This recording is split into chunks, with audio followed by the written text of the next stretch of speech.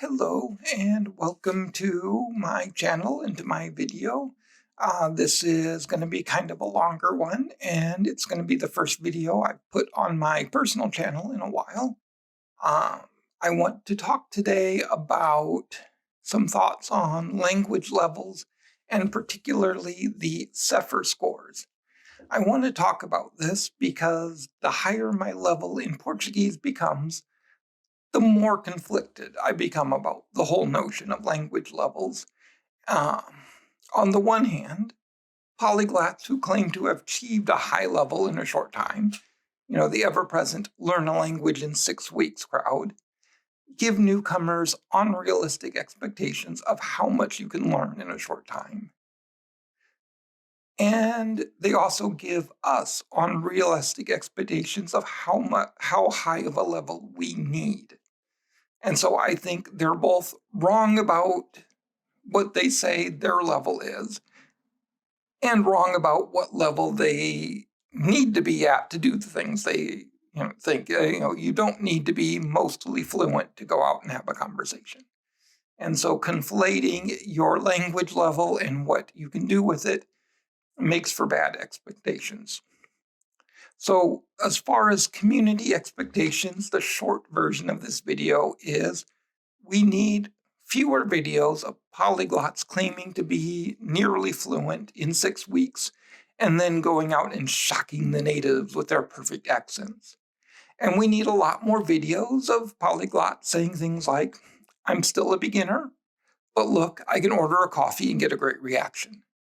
That would be every bit as inspiring and possibly more so, because it would inspire more people to actually try learning a language.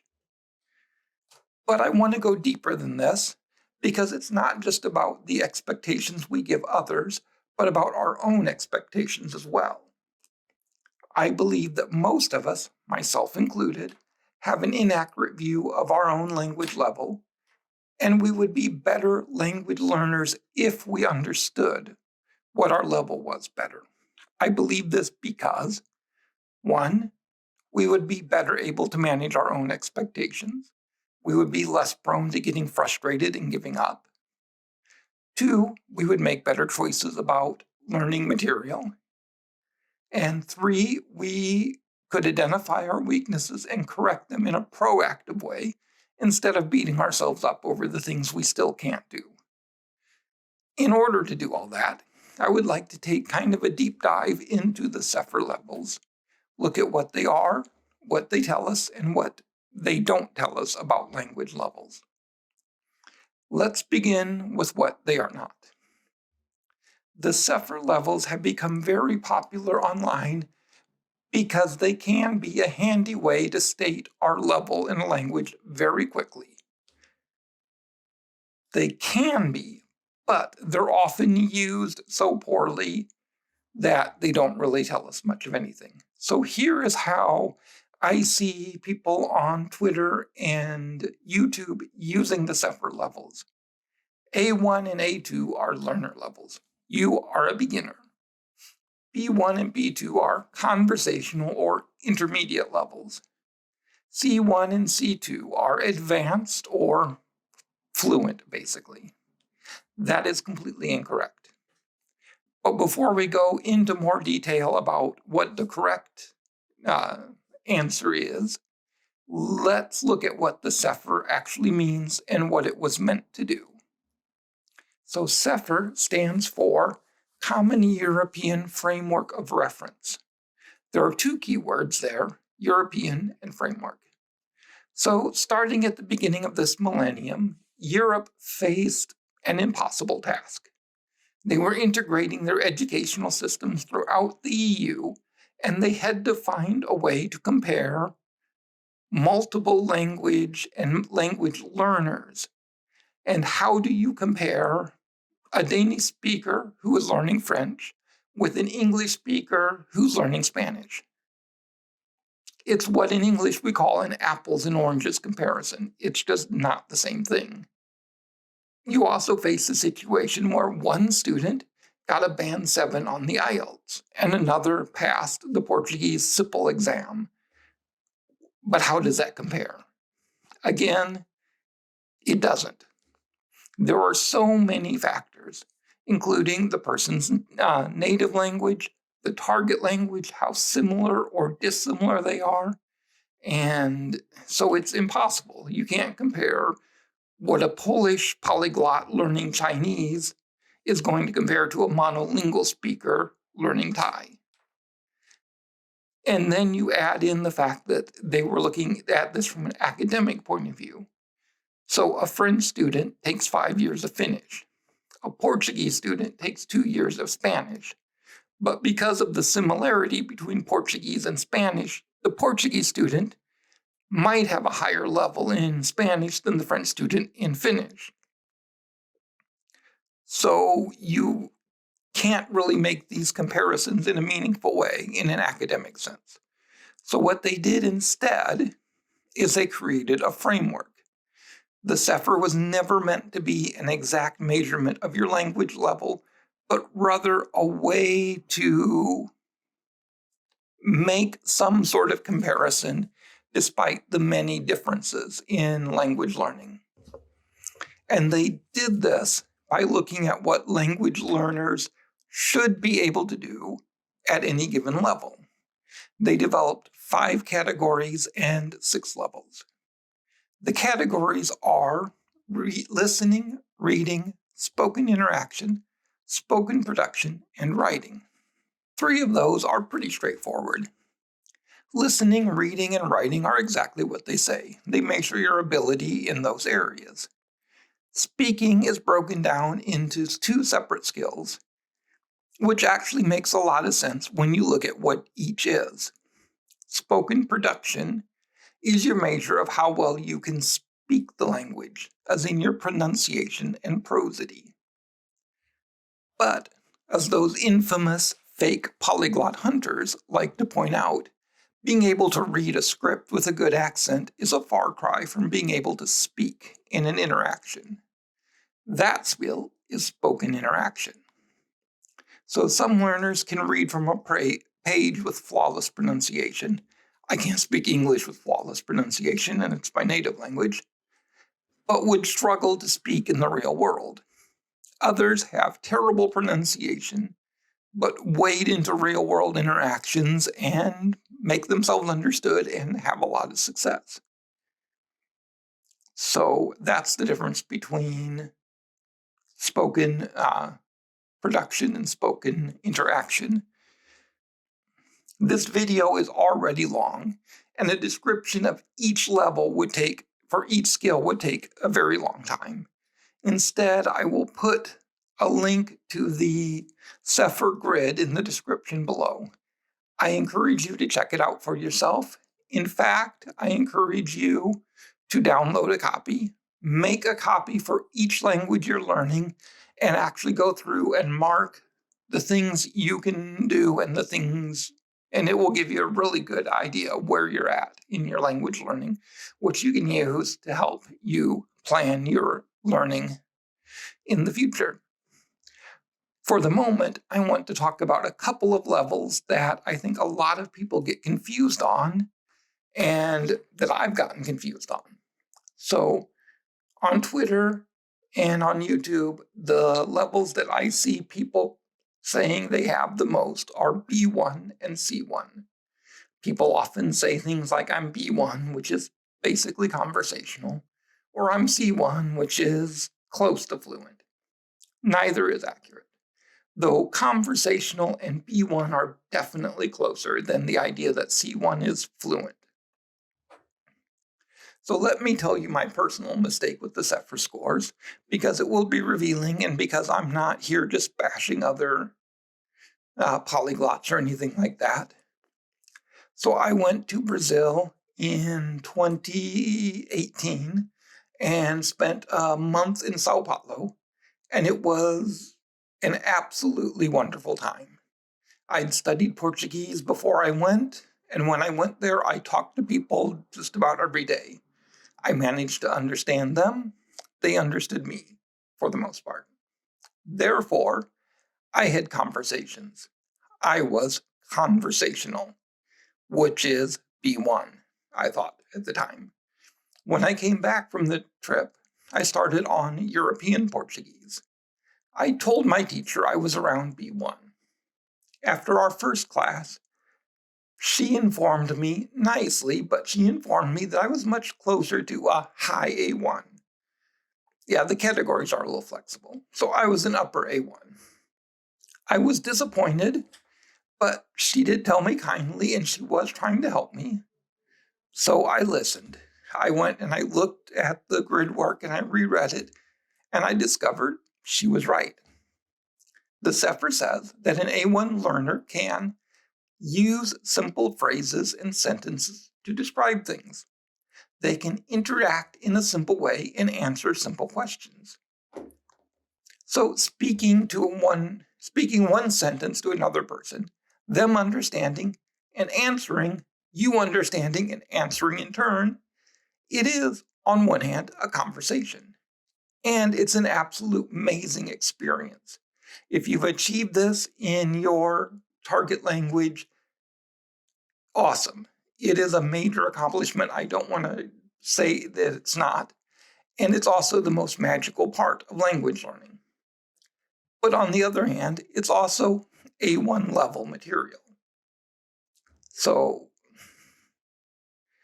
you should be proud of yourself, but you should realize there's still a lot more to do with the language if you want to master it. And we'll get into whether you even want to get to the highest level. But it's so these kind of simple conversations are a long way from what the CEFR means by an independent user, which is what they say instead of conversational. A B1 speaker can understand the main points of standard speech on most common topics. A1 says simple phrases and sentences. A2 says a series of phrases and sentences. But B1 drops any reference to individual sentences and instead says that the learner should be able to understand material that the delivery is relatively slow and clear, regardless of length. In other words, B1 is not being able to have a simple conversation that consists of two people exchanging sentences, but being able to listen to someone talk for an extended period on most everyday subjects, and then responding in kind. That's a much higher bar. That's the difference from being able to tell your language partner, I like football, and being able to discuss the last match you saw in detail. So after thinking about what my Portuguese teacher had said, I accepted her assessment, took more classes with her, and I started to improve very fast. There are several advantages to identifying your correct level, especially if it's lower than where you think it should be. One of those reasons is because beginners can make more mistakes. Perfectionism holds many language learners back. And for this reason, it is vital that we continue to see ourselves as beginners for as long as possible. A beginner is trying their best, but they will make mistakes.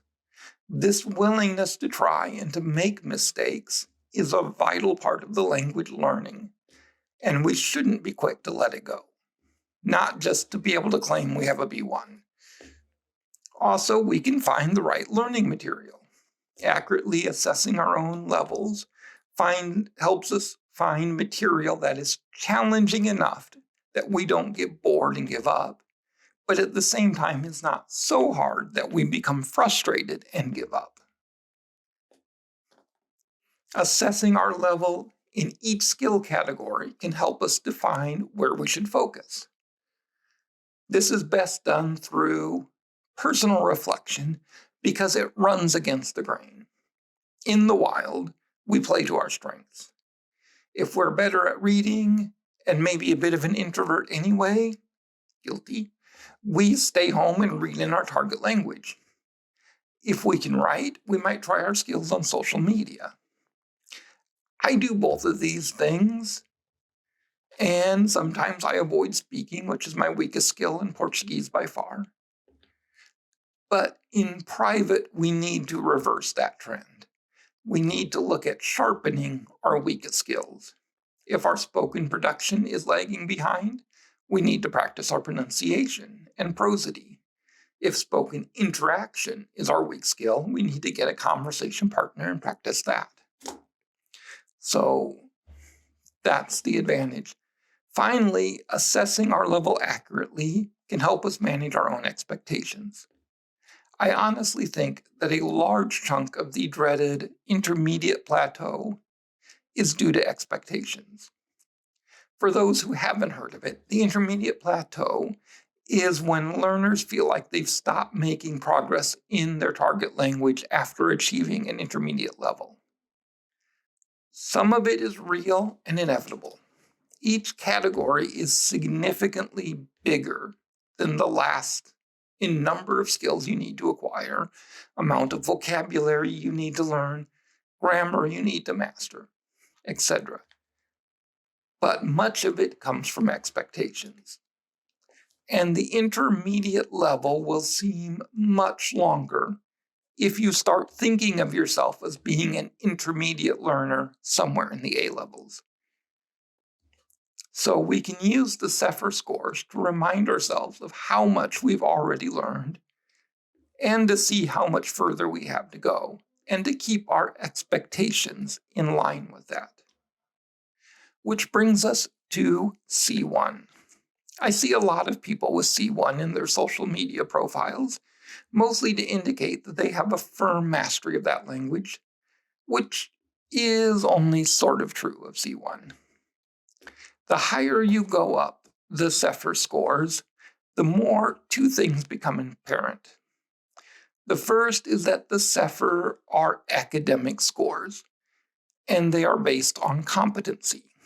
There is an important difference between competency and fluency. C1 is something of a gold standard in Europe for a simple reason. It's the level that most colleges want you to have before you study in their country. This is reflected in the language that the CEFR uses.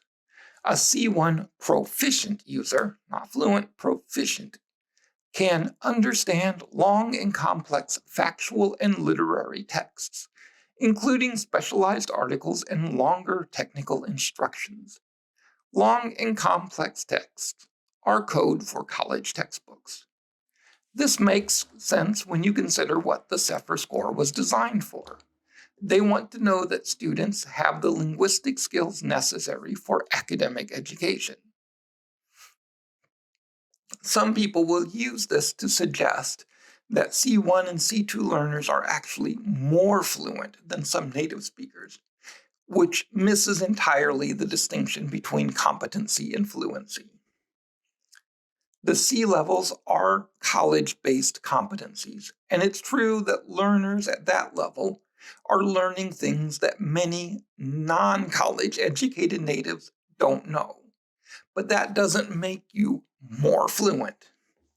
Competency is made up of straightforward skills, knowing and using the rules of grammar, reading, writing, etc. Fluency is much harder to define and measure. A vague, common-sense definition of fluency is that it refers to the ability to use a language fluidly, that is, easily without errors that get in the way of understanding. It's much about the amount of friction between two speakers as it is about the individual speaker's skills. Friction occurs when two people struggle to understand what the other has said or how they should respond. This can occur between native speakers as well as with non-native speakers. It often has to do with different accents, prosody, social, cultural factors. For example, I've had a student that came to me because they were told their English pronunciation was no good and nobody could understand him. When I listened to him closely, to the words he was saying, his pronunciation was almost perfect.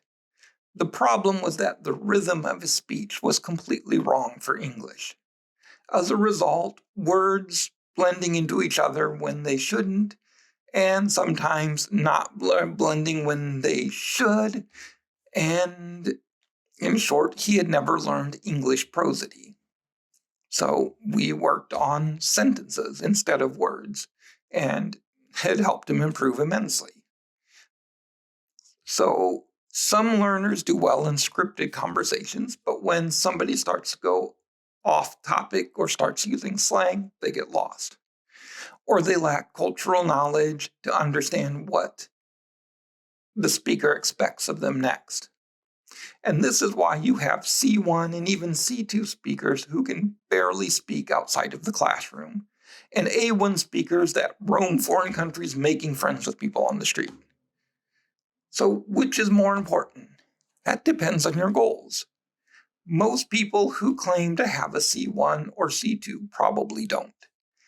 But they also probably don't need it either. I mean, are you writing college essays in your target language? Are you reading academic works? Are you interested in doing these things? If so, then it makes sense to study for a C1 or a C2. The truth is that the average learner should focus on reaching maybe B1 or maybe B2, and then start ignoring the CEFR, or competency in general, in favor of improving their fluency. After all, a B1 learner can understand most material in their area of interest. And isn't that why we started learning languages in the first place? To understand the things we're interested in? So if you started learning Spanish to watch telenovelas and you can understand telenovelas, what is the point in trying to reach an academic level? If you are learning Japanese to watch anime and read manga and not live in Japan, does it really matter that real Japanese people don't speak like that?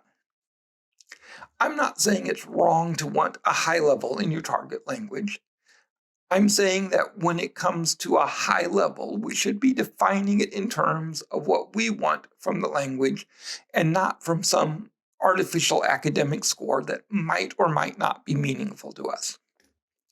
So, for example, in my own life, I hope to go to college here in Portugal and study linguistics. For that, I need at least a C1 level, so it's an important goal for me in Portuguese. For Spanish, I have two simple goals. I want to stop confusing it with Portuguese. And I want to be able to enjoy the Spanish language content that I encounter on YouTube and Netflix. For the most part, I can do the second. And I'm working on on not confusing it with Portuguese, but it's hard. But beyond those two things, I don't really care what my official level is in Spanish. I don't even know if I'm a B1 or a B2 or where I'm at. And it doesn't matter. So that is my long and somewhat long overdue rant about the CEFR scores. Use them if you need to for academic reasons. Use them if it's the easiest way to communicate to other people where you're at in language, but realize they have a lot of limitations in terms of telling other people what our fluency is. And also use them because their grid work is useful for spotting where you can improve your languages. So if you understand them, they're great, but they're not the end-all be-all of language levels. And that is my rant for today. So if you like it, give me a thumbs up. Subscribe if you want to hear me rant more about language stuff, and I will see you next time.